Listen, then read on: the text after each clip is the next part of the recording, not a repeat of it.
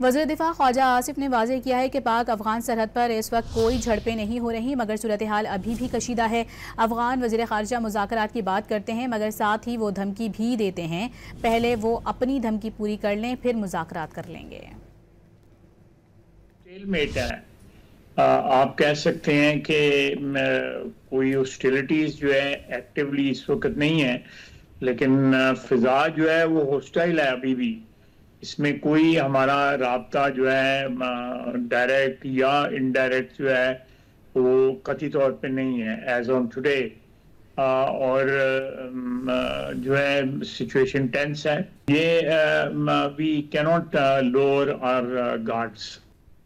नहीं, देखें, अगर वो मुज़ाकरात की बात करते हैं साथ धमकी भी देते हैं तो पहले धमकी पूरी कर लें, फिर उसके बाद मुज़ाकरात कर लेंगे। जिनको टारगेट किया है वो उनकी टेरिटरी के अंदर टारगेट किया है।